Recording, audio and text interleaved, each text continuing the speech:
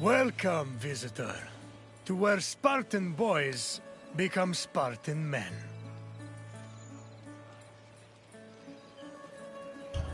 My name is Leonidas. I am a king of Sparta. But do not think me some idle aristocrat softened by luxury. When Spartans go to war, I stand alongside them, shield to shield. And my spear tastes the same blood as those of my men. I can't help but be reminded of the boy I used to be. I wonder what that boy would think if he saw me today. Would he be proud? Intimidated? Or would he pity the tired old man standing in front of him? But such thoughts are meaningless. Let us move on. The Agogi was Sparta's strict education system. The strenuous regimen took in the young boys, and then reshaped them until nothing was left but the strength, intelligence, and resolve of a perfect Spartan citizen. I will find you once your visit has ended, and we will talk further. Until then, visitor.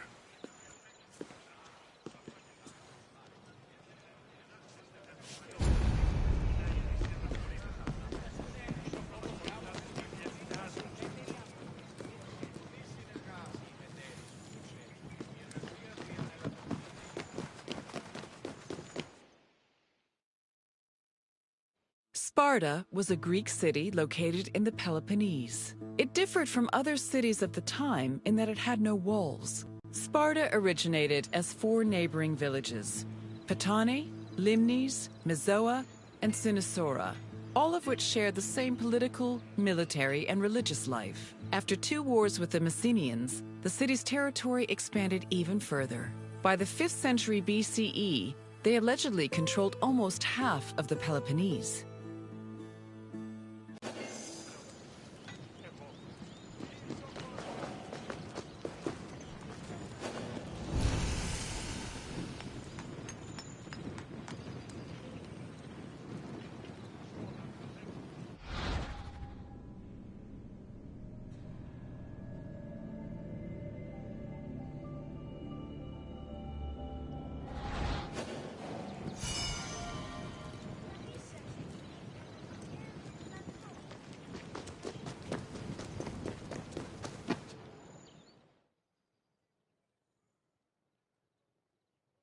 The Agoge was the military training and education program undergone by Sparta's male youth. Grooming men for war was one of the city's main priorities. Boys began their training at the young age of 7 and completed it when they were 30.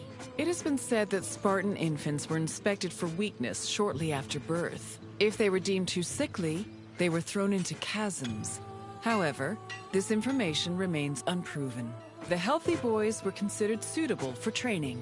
When they came of age, they were removed from their families and were placed into service of the state. Their education included subjects like reading, writing, and even music, but was mostly focused on tough military exercises meant to turn the boys into efficient soldiers. The Agoge was divided into 3 cycles: one for boys aged 7 to 12, one for adolescents aged 12 to 20, and one for men aged 20 to 30. Each cycle included different exercises for refining the body and mind.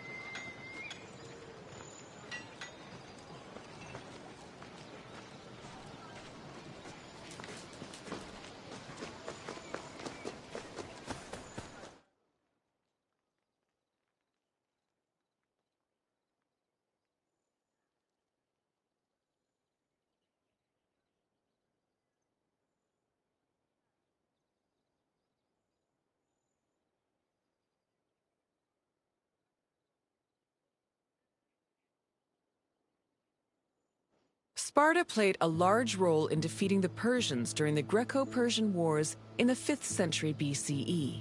They held their king Leonidas's glorious death at the Battle of Thermopylae in particularly high esteem. Because Leonidas was killed in battle, Sparta believed he died a good death and showed incredible bravery, qualities to be held as a model for all Spartans. This idealized bravery was embedded in the city's collective memory and was the main quality people strove for in the agoge.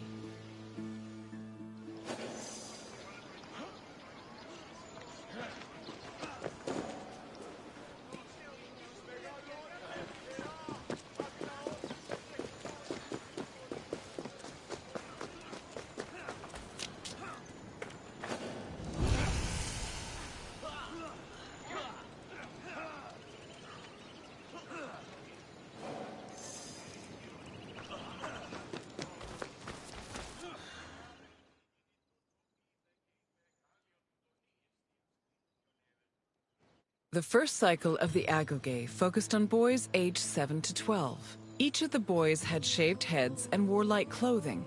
They walked everywhere barefoot, swam the Odyssey River all year long, slept on reeds, and participated in cult rituals for Artemis or Thea.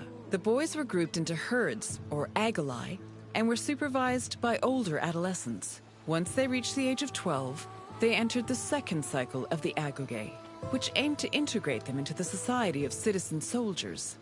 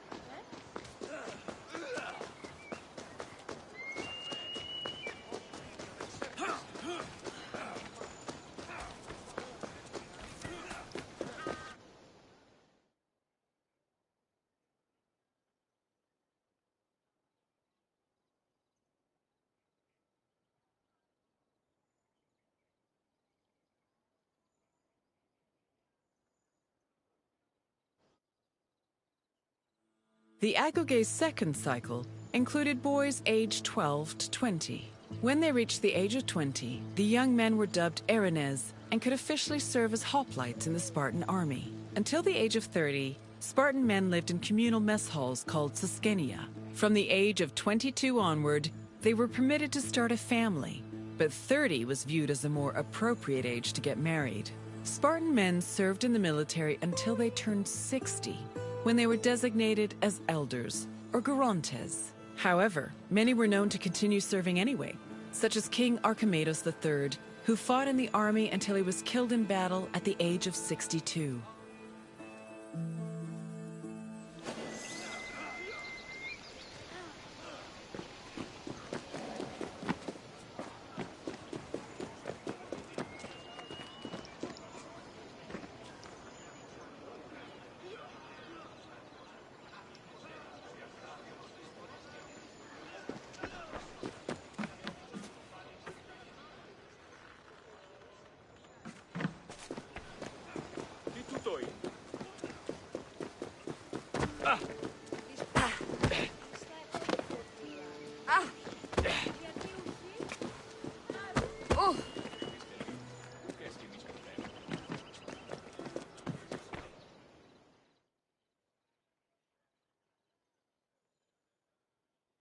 All adult male Spartans participated in communal meals called syssitia.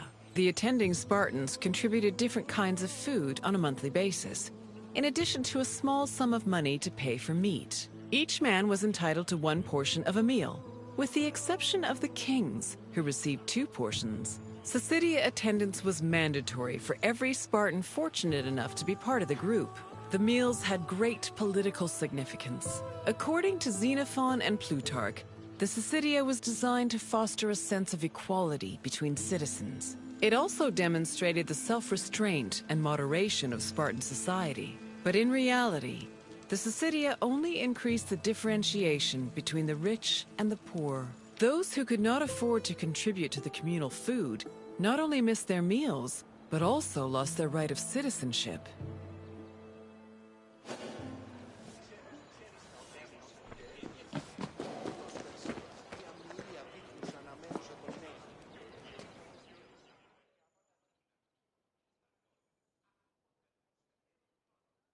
Your tour has ended. As you have seen, the Arogi was not for the weak or faint of heart. But it did its job in producing skilled warriors and shrewd citizens. What else would you like to do?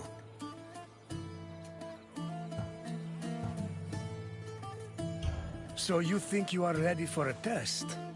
Very well. Let us see how you fare. First, a simple question. The Agogi was made up of how many cycles? Correct. The Agogi was divided into 3 cycles. One for boys aged 7 to 12, one for adolescents aged 12 to 20, and one for men aged 20 to 30. Next question. How many meal portions were kings entitled to at Syssitia? Yes, Spartan kings had the right to double portions. One final question. When were Spartans allowed to grow mustaches?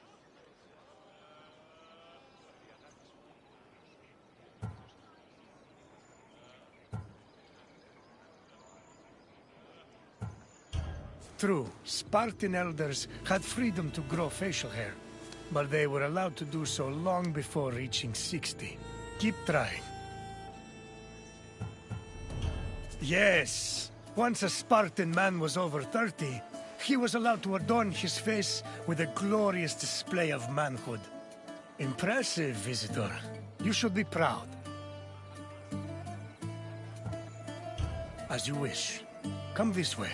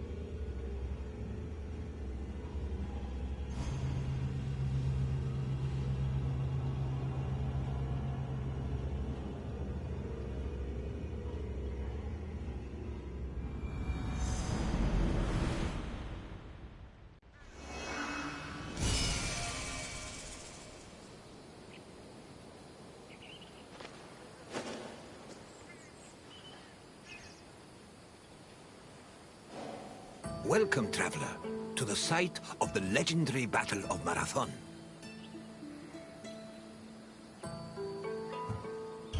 It's truly incredible that such a small place would have such tremendous significance. But then again, even the tiniest pebble can send ripples through the water.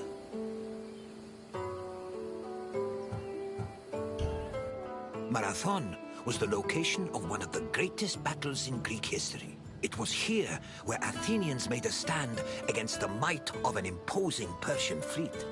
Your visit will take you through the causes of the conflict, the battle itself, and its far-reaching consequences. I will see you again once you're through. Farewell for now.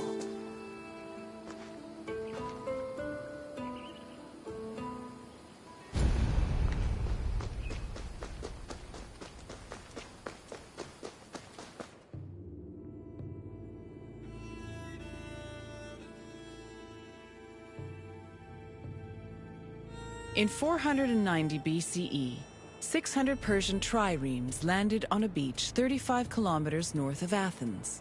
Standing in their way were 11,000 hoplites led by the prestigious Athenian general Miltiades. The Persian forces outnumbered the Greeks approximately 5 to 1, and yet the smaller force managed to push back their would-be conquerors. The Battle of Marathon was a major turning point in the Greco-Persian Wars, and the Athenians' victory would be celebrated for many years. The modern-day distance-running event is named a marathon in memory of a soldier from the battle who ran back to Athens to announce their victory, though whether this is real or legend is uncertain.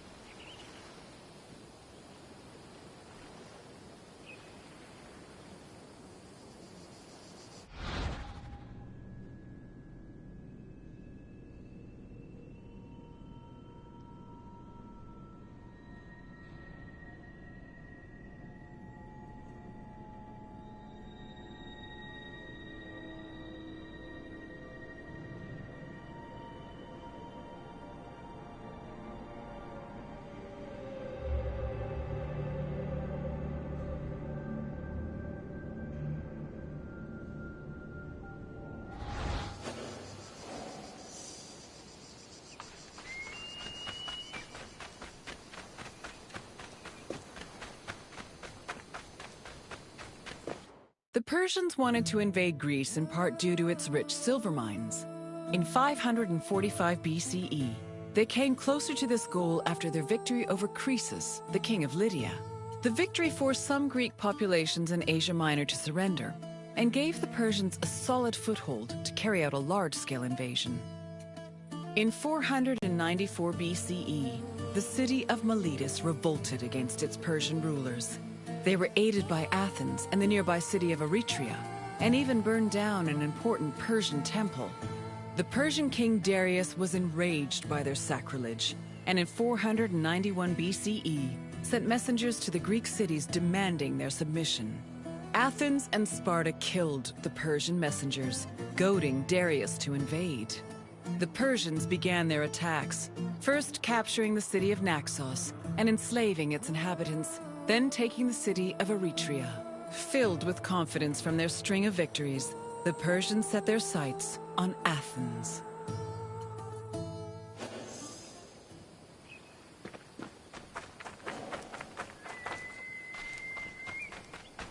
The Greeks were surprised by the ferocity of the Persian attacks.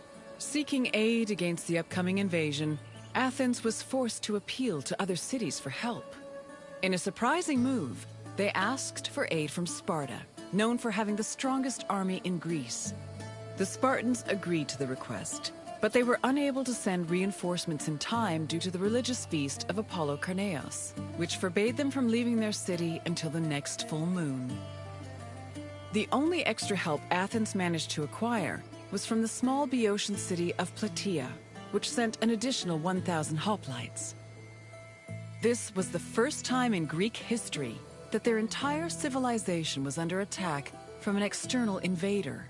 Despite sharing the same language and same religion, Greek city-states had often warred amongst themselves. The Persian invasion was the first time they realized the necessity of collective action to ensure their survival.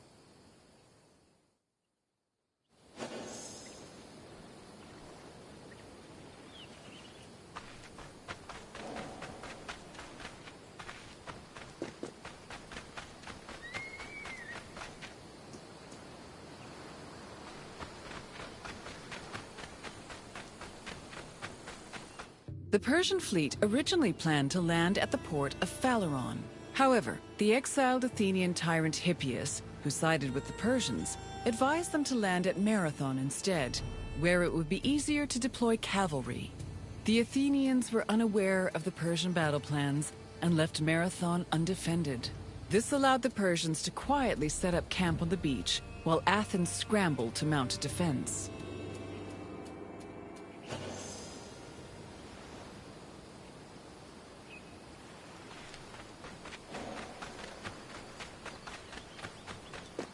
The Persians' overwhelming numerical superiority forced the Athenians to get creative with their defensive strategy.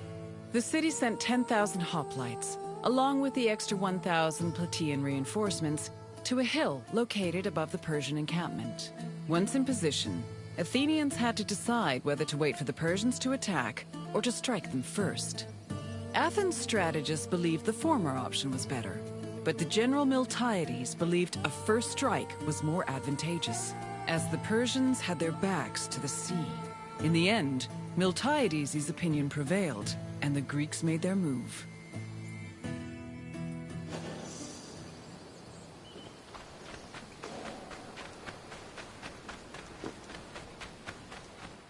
According to Herodotus, the Greek forces charged at the Persians without archers or cavalry. The Persians were unprepared for what they saw as an act of madness. While they were able to hold the Greeks back at first, they were eventually pushed back to their ships and forced to retreat. The Persians suffered heavy losses during the battle, with approximately 6,400 casualties. The Athenians, on the other hand, only lost 192 soldiers.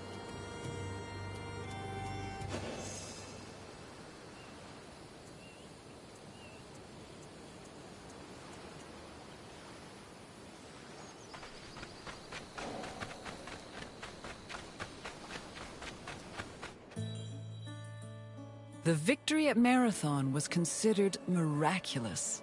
The Greeks attributed this miracle to the appearance of legendary heroes, who they allegedly saw return from the dead to fight at their side in defense of the city. For example, several Athenians swore they saw the mythical King Theseus take up arms at Marathon, a scene which would later be depicted in Athens' Agora. Similarly, some hoplites attested that Heracles appeared at Marathon, clad in his lion's skin and wielding a club. The supposed appearance of these heroes helped elevate the Battle of Marathon to a legendary status among the Greek people.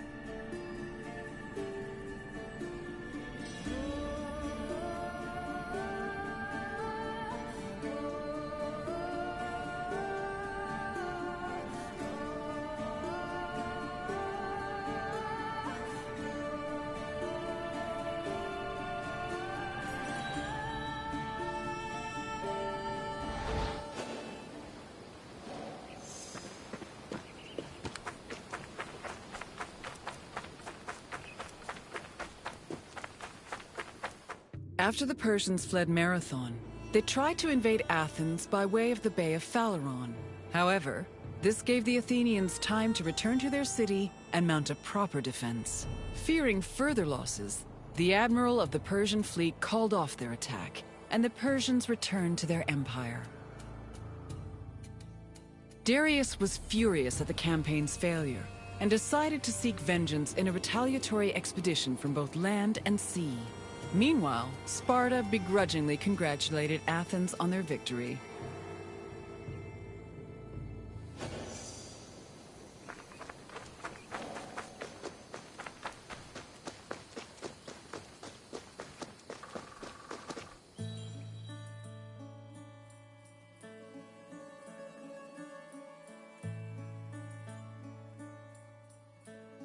The victory at Marathon marked the beginning of a new era for Athens.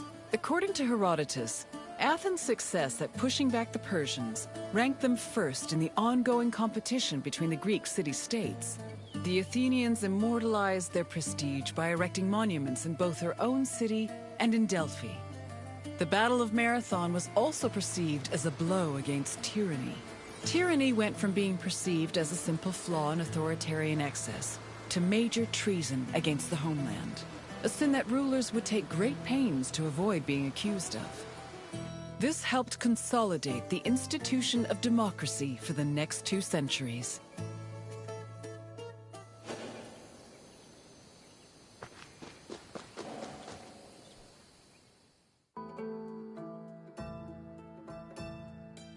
I hope you enjoyed this look into the famous Battle of Marathon.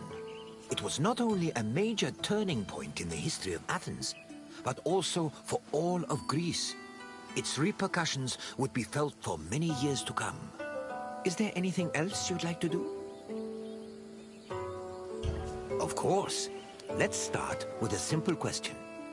Which Athenian general led the Greek forces at Marathon?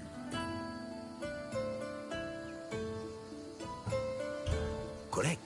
Miltiades led the forces at Marathon, and it was his strategy that helped the Greeks push the Persians back. Time for another question. Which Greek city revolted against the Persians in 494 BCE? Which Greek city revolted against the Persians in 494 BCE?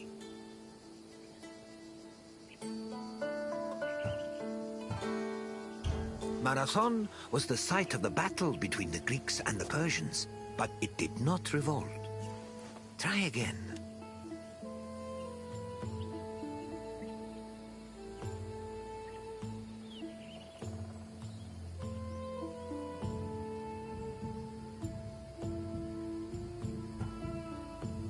Correct. Miletus revolted against Persian rule with support from both Athens and Eretria.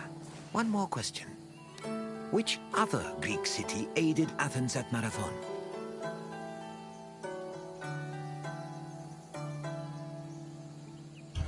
Unfortunately, Eretria was taken by the Persians, and thus unable to help. Keep trying. Sparta did accept Athens' plea for aid, but they were unable to send help due to the religious feast of Apollo Karnios. Try another answer.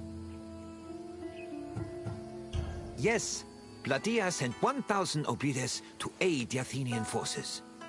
Well done, traveler. You have learned much. Very well. Follow me closely, traveler.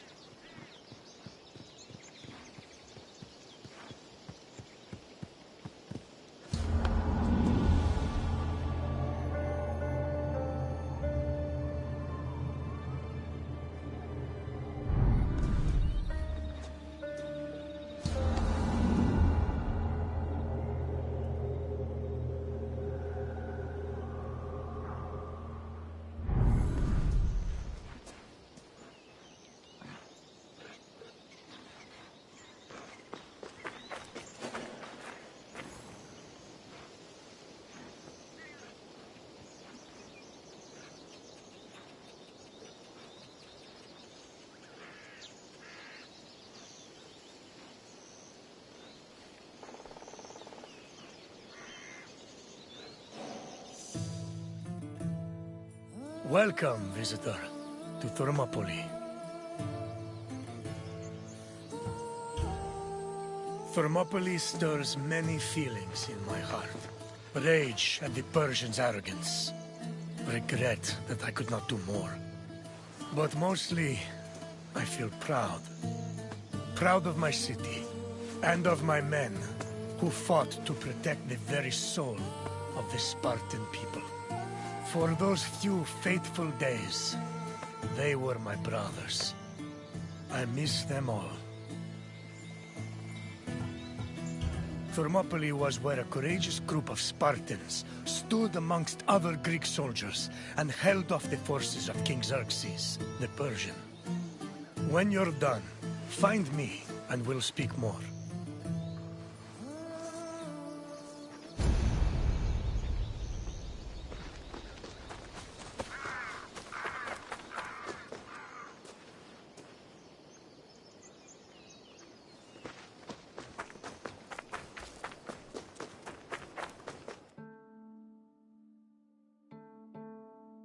The Persian king Darius's cries of rage echoed for years after his humiliating defeat at Marathon. Even after Darius's death, his son Xerxes continued to seek vengeance against the Greeks. According to Aeschylus, Asia was emptied of all its men. Greek spies brought the news of Xerxes' imminent invasion back to their homeland. Afterwards, many discussions were had on the best place to mount a defense. In the end, the Greeks decided on Thermopylae. The area featured a narrow pass that could act as a bottleneck for the Persian army, negating their numerical superiority. It also offered naval advantages, offering the Greek fleets opportunities for flanking. 5,000 Peloponnesian Greeks set up at a fort near the entrance of the narrow passage, otherwise known as the Hot Gates. Leading them was Leonidas, a Spartan king who prided himself on supposedly being a direct descendant of Heracles. Leonidas was accompanied by several elite soldiers who together made up the famous 300 Spartans.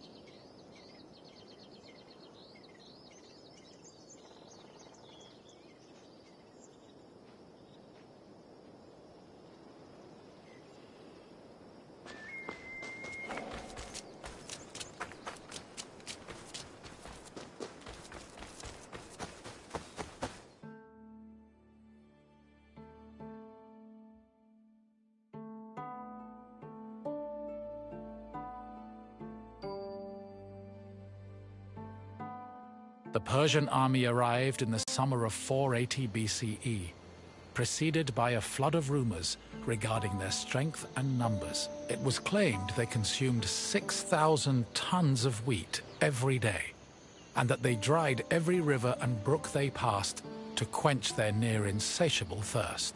During their march to Thermopylae, the Persians faced no opposition, and in fact, increased their numbers further by recruiting more soldiers from other Greek cities and places like Thrace. According to Herodotus, the last count of the Persian fleet was numbered at 1,207 boats, mounted by approximately 240,000 men. He estimates the land army, meanwhile, was made up of more than 1 million men. The Greek forces at Thermopylae were heavily outnumbered.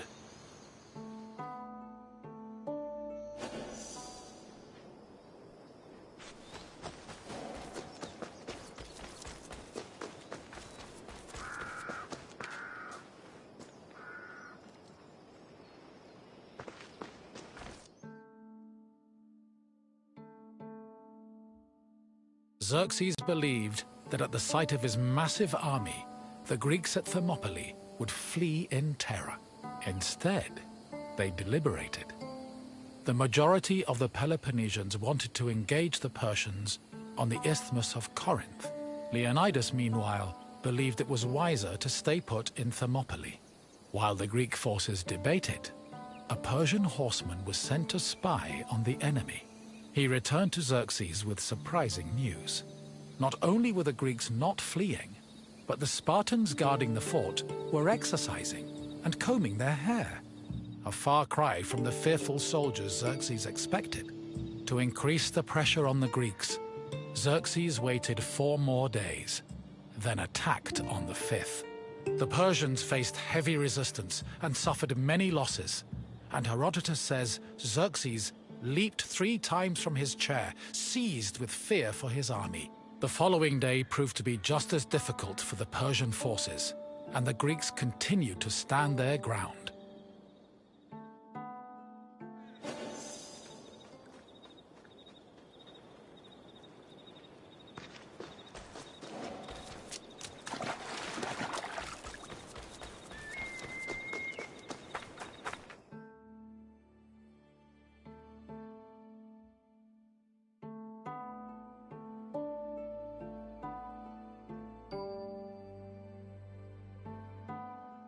The Persians seemed poised to be held at Thermopylae indefinitely, until an inhabitant from the region came forward with information. He told the Persians of another route, which could take them around Thermopylae. A Persian contingent was sent to verify the information. While there were Greek soldiers stationed to guard the route, they were forced to flee from the Persians. Thus, on the 3rd day of the battle, the Greeks were surrounded by their enemy.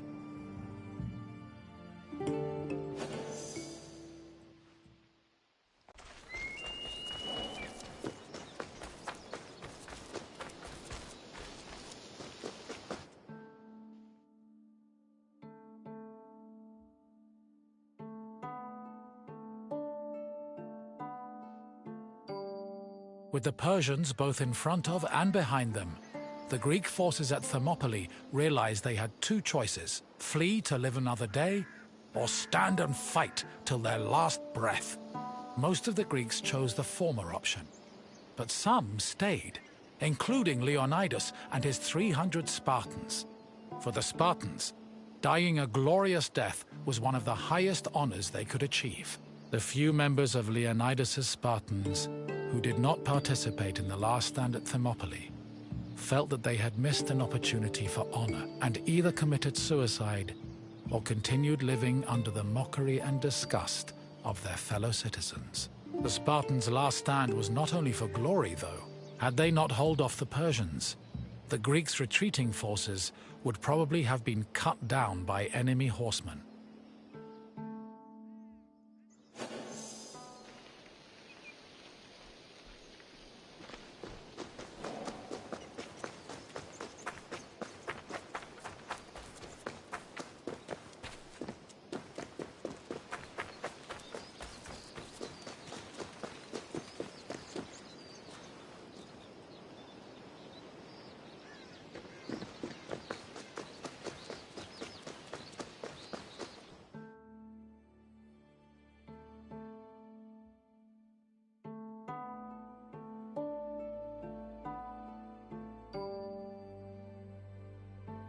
On the morning of the 3rd day, King Xerxes was assured of his victory.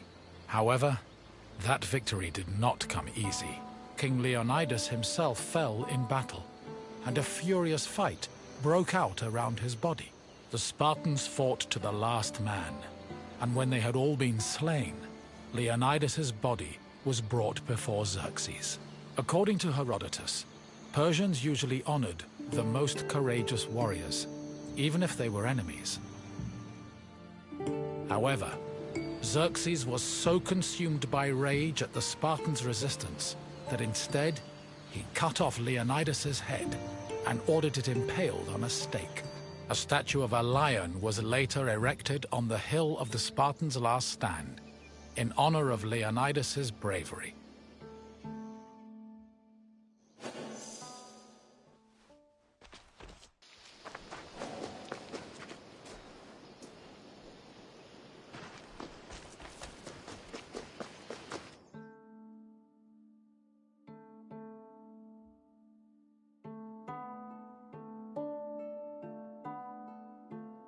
Though they were victorious, the Battle of Thermopylae shook the morale of the Persian army. They had lost thousands of men while Greek casualties only numbered in the hundreds, and due to the sacrifice of the Spartans, the rest of the Greek army had been able to successfully retreat and regroup.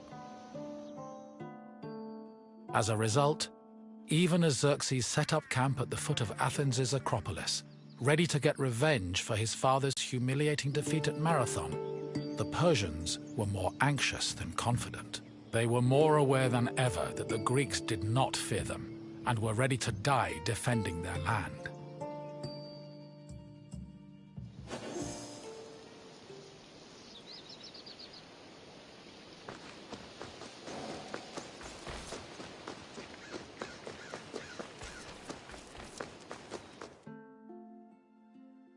In the end, the Battle of Thermopylae was still a loss for the Greeks. However, the battle gave the Greeks a boost in morale that carried them all the way to their decisive victory over the Persians in the Battle of Plataea in 479 BCE. With the war against the Persians finally won, the Greeks were able to honor the sacrifice of Leonidas and his Spartans with memorials and poems, forever solidifying the glory of Sparta's military prowess. The newfound respect for Sparta was noteworthy, because before the war, the city was seen as no more than a bully who forced itself into the affairs of others.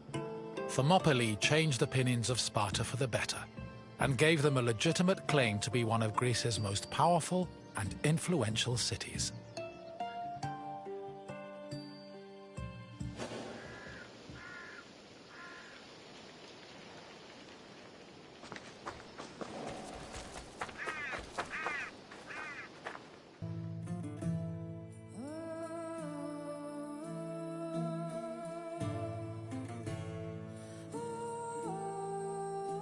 You've finished. I hope you understand the magnitude of the sacrifices made at Thermopylae. Without them, the Greek people would have surely ended as a footnote in Persian history. Is there something else you'd like to do?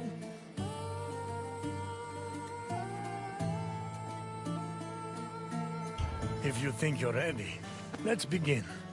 First question. Who was Xerxes' father? Yes. One of the main reasons Xerxes invaded Greece was to get revenge for Darius' defeat at the Battle of Marathon. Another question for you. Which battle is seen as the final victory against Xerxes' Persian forces?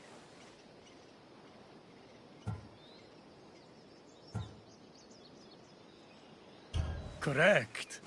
The Battle of Plataea helped put an end to Xerxes' invasion. One last question.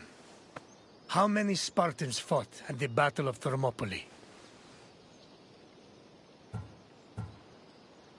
Yes, 300 of us stood against Xerxes' forces. You've done well, visitor. I have no more questions for you. Then let us not waste time. Follow me.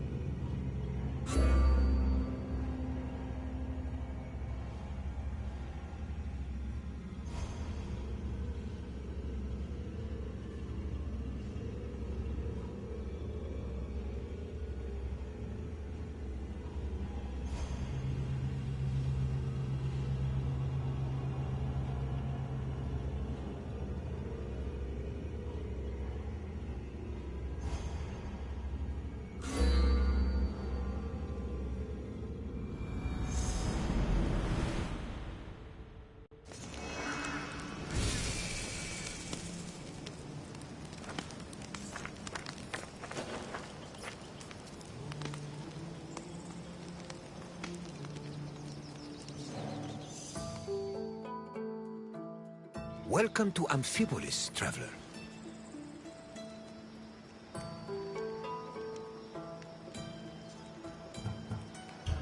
The city of Amphipolis was the site of one of the more unique battles of the Peloponnesian War. Two generals, the Athenian Cleon and the Spartan Brasidas, fought for this land in an effort to control the resources it provided. In the end, though, neither got what they wanted. Look for me when you finish your visit, and we can speak of what you've learned.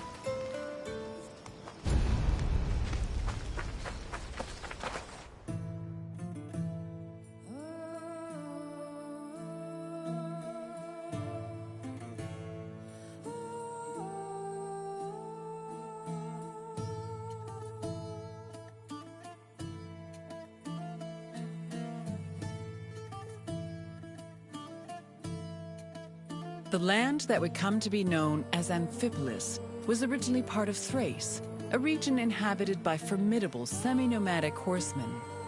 Thrace was rich in gold and silver mines. It was surrounded by lush forests, making it very attractive to outside parties like Greece and Persia. By 513 BCE, Persia had managed to conquer much of Thrace. But after their defeat in 479 BCE, Athens made a play for the land. They conquered the nearby island of Thasos in 465 BCE, but the military prowess of the Thracian riders kept them out of the country's interior. It was only in 436 BCE that Athens established a solid foothold in Thrace with the founding of Amphipolis, a city on the banks of the river Strymon.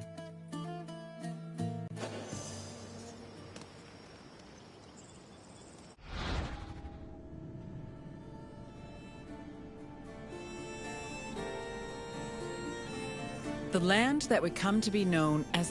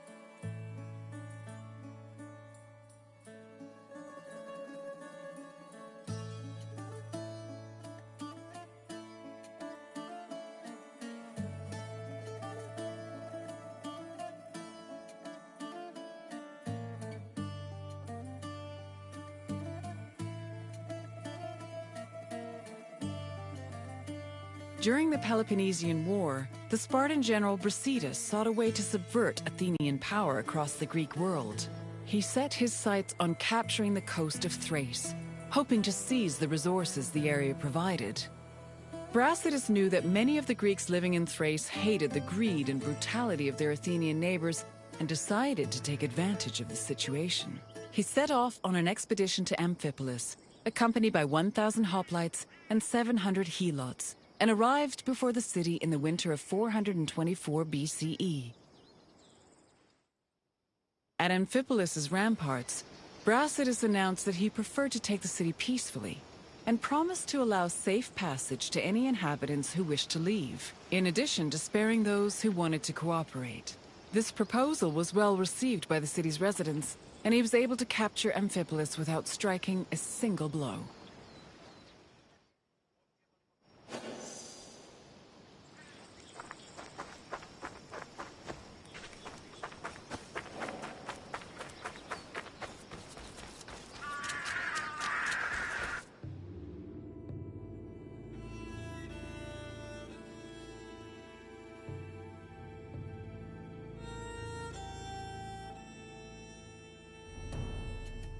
Brasidas' march on Amphipolis blindsided the Athenians. By the time they heard the news and dispatched the general Thucydides to defend Amphipolis, Brasidas had already rallied several nearby cities to help him defend the region from Athens' so-called tyranny. After half a day's journey from Thasos, Thucydides arrived at the port of Aeon, but was unable to retake Amphipolis. Athens held Thucydides responsible for the loss of Amphipolis and forced the general into exile. In spite of Brasidas' achievements, Sparta did not send him reinforcements, which forced the general to negotiate a truce with Athens to hold on to the ground he gained.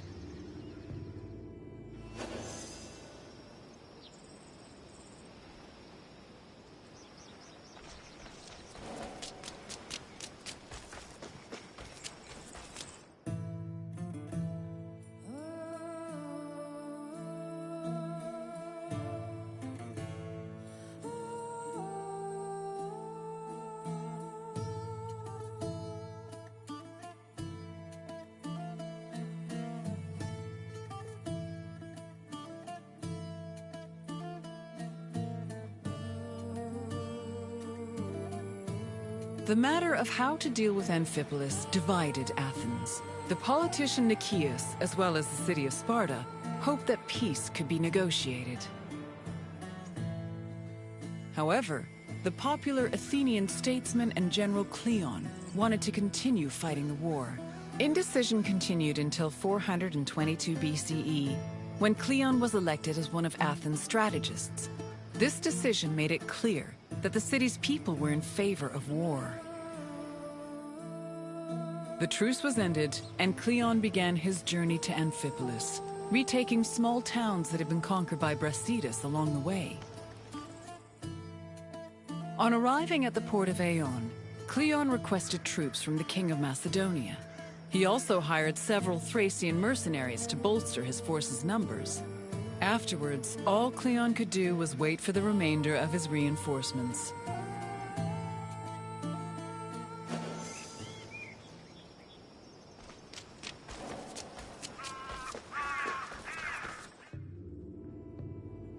While they waited, the Athenian forces began to resent Cleon's hesitation to attack. They saw him as soft and incompetent, especially compared to their opponent, Brasidas. Sensing the tension, Cleon decided to act without waiting for reinforcements to arrive. He set out from the port of Aeon to observe Amphipolis, setting up a camp on a nearby hill. To Cleon's surprise, Amphipolis appeared to be completely unprotected, with no guards stationed at the city's gates and ramparts. However, the city's lack of protection was only an illusion. Even so, upon seeing this, Cleon regretted that he did not bring wooden towers, which would have allowed him to easily recapture the city.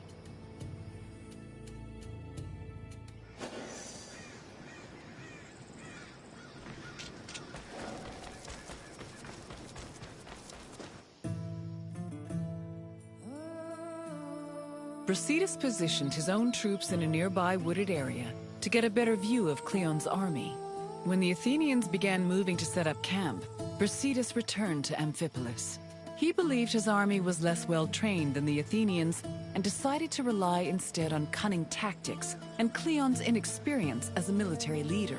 Brasidas organized a two-prong attack. He would personally lead a small raid, then one of his lieutenants would follow up with a second attack shortly after, disorienting the enemy. He had barely finished formulating his plan when he saw Cleon's army pack up and retreat back towards the coast. The cowardly display made Brasidas realize that perhaps victory would be easier than he thought.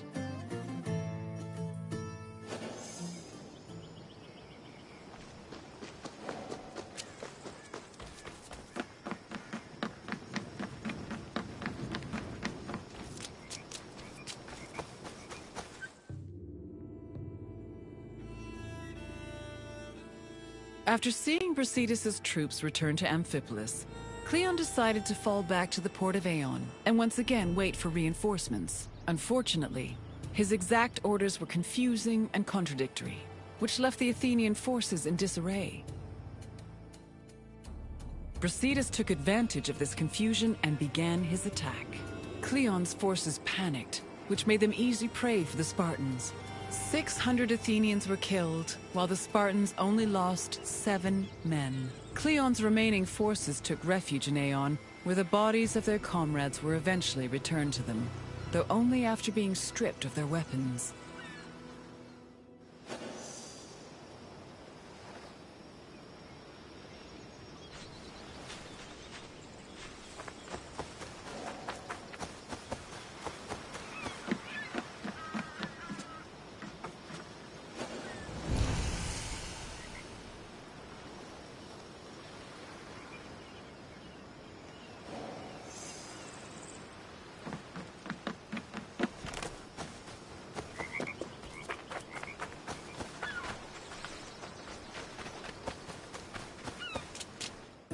During the pitched battle between the Spartans and the Athenians, both Brasidas and Cleon were killed. The reports of their respective deaths reflect how they were perceived as military leaders. We know almost nothing about Cleon's death, other than that he was killed by a Thracian soldier. Brasidas, meanwhile, survived long enough to be taken back to Amphipolis, where he was informed of his victory. He was buried inside the city, which was considered an honor bestowed only upon heroes, and was celebrated as the true founder of Amphipolis.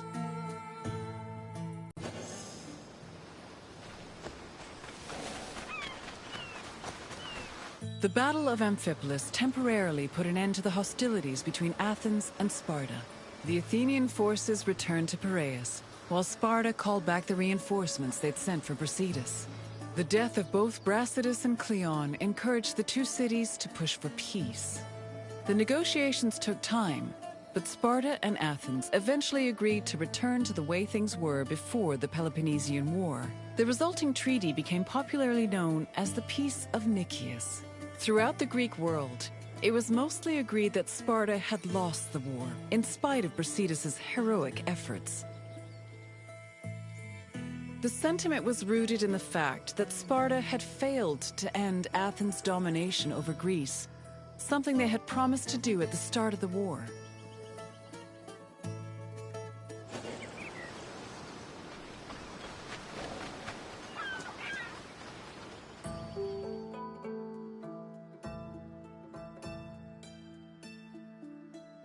I see you're done with your tour. The Battle of Amphipolis may have briefly put an end to the Peloponnesian War, but the so-called Peace of Nicias was only temporary. It would not be long before Sparta and Athens came to blows once again. Now, is there something else you'd like to do? Feeling up to a test? Then let us begin.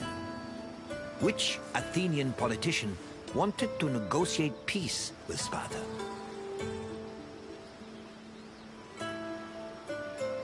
Pericles died in the early days of the war. Try again.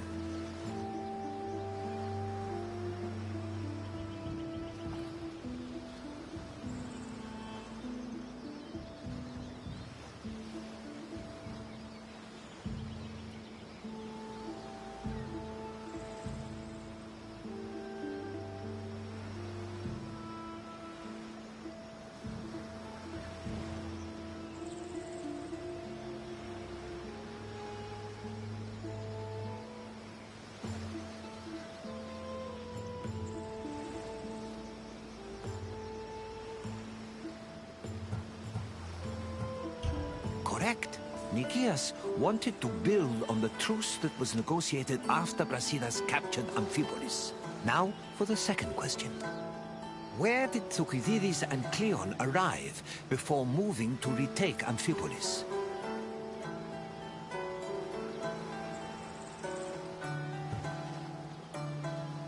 No. Piraeus was closer to Athens. Keep trying. Yes. Ion is where both Thucydides and Cleon's forces arrived before trying to retake the city. I have one last question for you. Amphipolis was located in which region?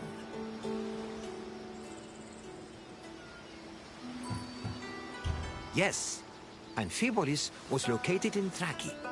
It seems there's nothing I can ask that you cannot answer. Congratulations, traveler.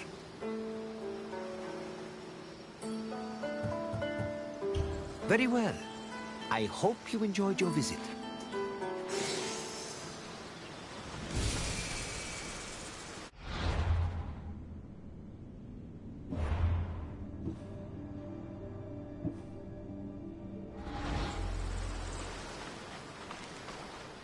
I see you're done with your tour. The Battle of Amphipolis may have briefly put an end to the Peloponnese. It would not be long now, is there? Your eagerness for more knowledge is admirable. Follow me, traveler.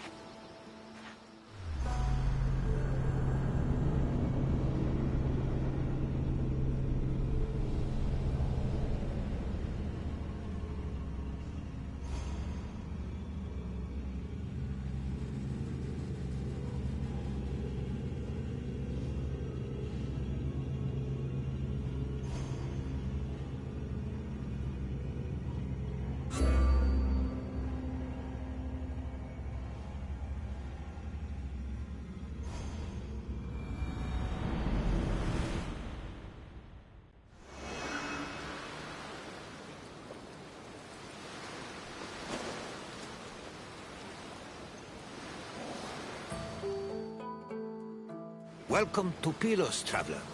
This area, along with the nearby island of Sphacteria, were important battlegrounds during the Peloponnesian War.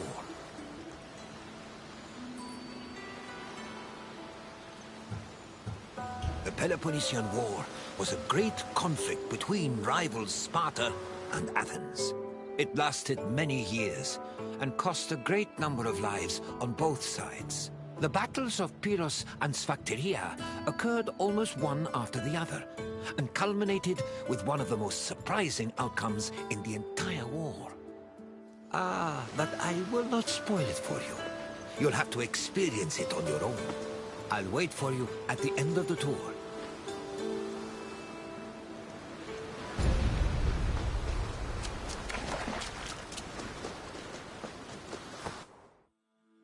Since 431 BCE, the Peloponnesian War had been raging between Athens, Sparta, and their allies, with neither side gaining much ground. But in 425 BCE, an Athenian general named Demosthenes changed that. After a storm forced his fleet to stop in Pylos, Demosthenes realized a military presence in the area would give them an advantage against Sparta. Unfortunately, the fleet's strategists did not believe him, and left Demosthenes in Pylos with 5 triremes and 1,000 men. The Spartans, meanwhile, were too busy celebrating a religious festival to notice the enemy on their doorstep.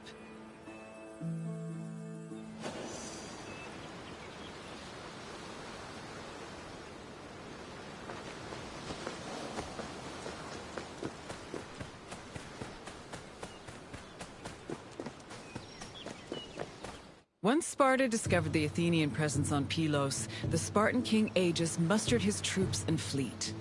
Sparta then descended on Demosthenes' outpost, attacking from both the sea and the mainland. The Athenian general had to mount a hasty defense. He pulled his boats back to the foot of the ramparts and fixed them in place with stakes, providing extra cover. Then, going against all the established rules of battle, he descended with his hoplites to fight on the rocky shore, where he believed the Spartans would disembark. His gamble paid off, and the Spartans did indeed attempt to land at this location, though Demosthenes' forces made them hesitate.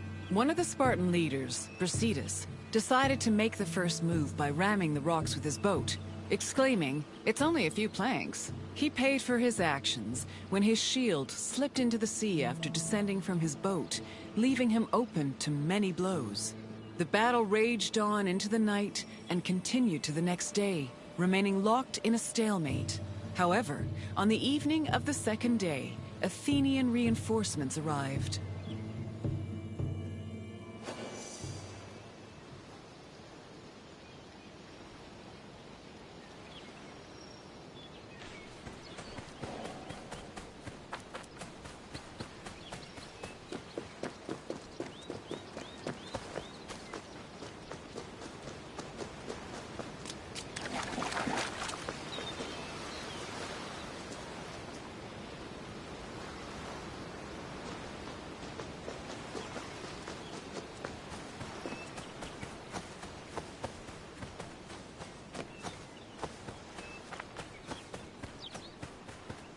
The sudden arrival of the Athenian fleet stacked the odds in Athens' favor. The fleet decided to hold off their attack until the next day, when they swarmed the Spartan ships.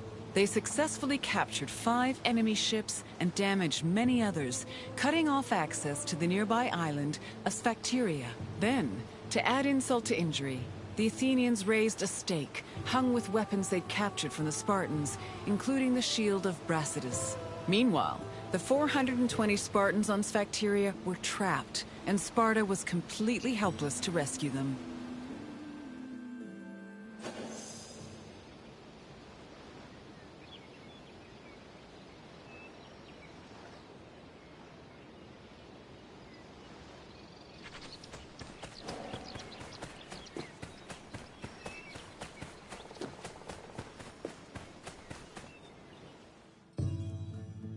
With 420 of their men trapped on Sphacteria, Sparta needed to reevaluate their position. The Spartans on the island were essentially the Athenians' hostages, and Sparta could not move to rescue or resupply them without putting their lives in danger. In an effort to save the trapped soldiers, the Spartan leadership negotiated an immediate truce with the Athenian strategists. Sparta agreed to hold back its fleet and halt their attacks on Pylos, and in return, the Athenians permitted them to send supplies to their men. In the meantime, Sparta sent ambassadors to Athens to try and negotiate a better deal. The hasty truce greatly humiliated Sparta, as they were forced to recognize just how helpless their infantry was in the face of an Athenian fleet.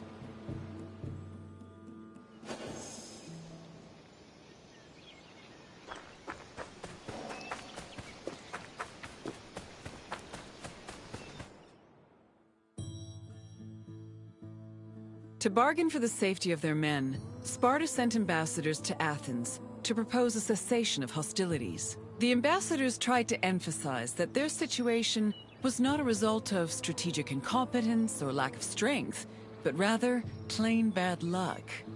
According to them, the Spartans on Sphacteria did not deserve to suffer further, because they were trapped through no fault of their own.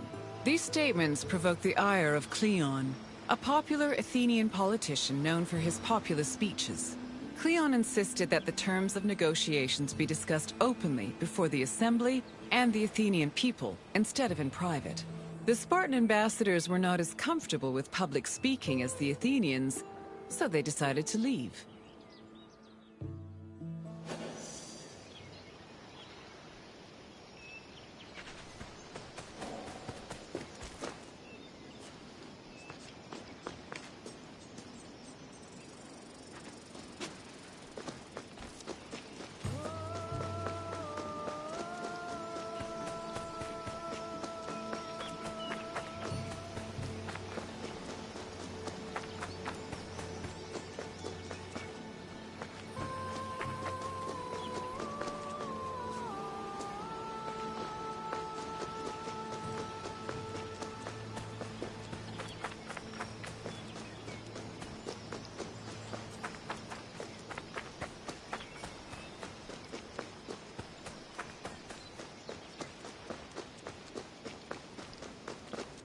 Following the failed attempts of the Spartan ambassadors, hostilities resumed.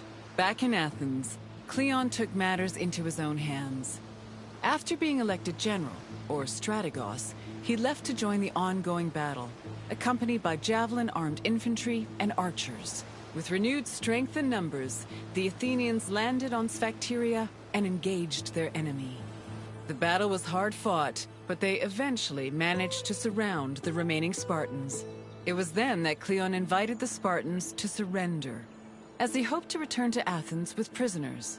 The Spartans were exhausted after spending 72 days on the island, so they accepted Cleon's offer and laid down their arms. A Spartan capitulation had previously been unheard of, and the news of their surrender echoed throughout Greece like thunder.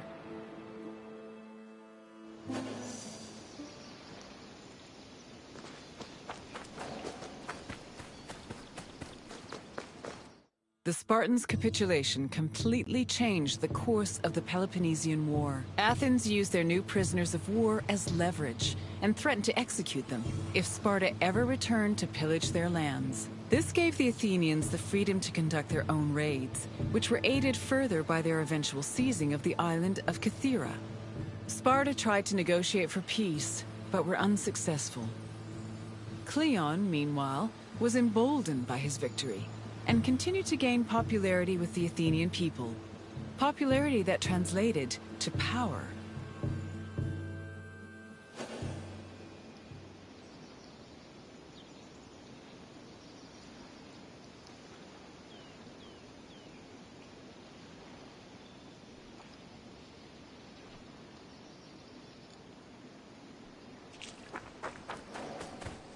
I hope you enjoyed learning about the battles of Pylos and Sphacteria. The battles were hard fought by both sides, but Athens' victory gave them an enormous boost in morale. It encouraged them to be more aggressive, and it was some time before Sparta recovered from the aftershocks of their historic surrender. Now, is there anything else you'd like to do? I'm happy to oblige. Let's begin. Where were Demosthenes and his fleet forced to land during a storm?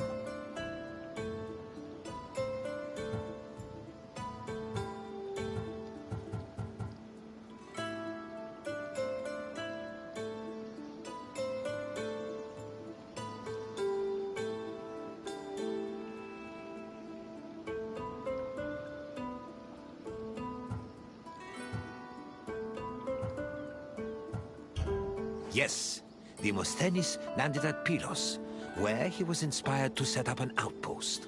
On to the second question. Which famous Athenian argued with the peace-seeking Spartan ambassadors?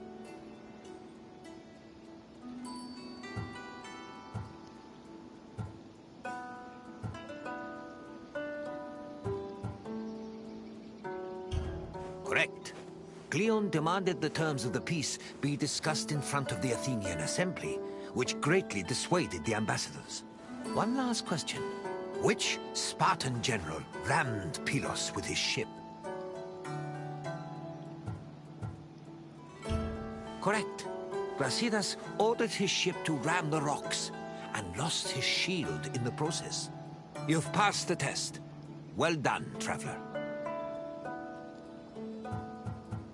Then I will say farewell. Though I hope our paths will cross again someday.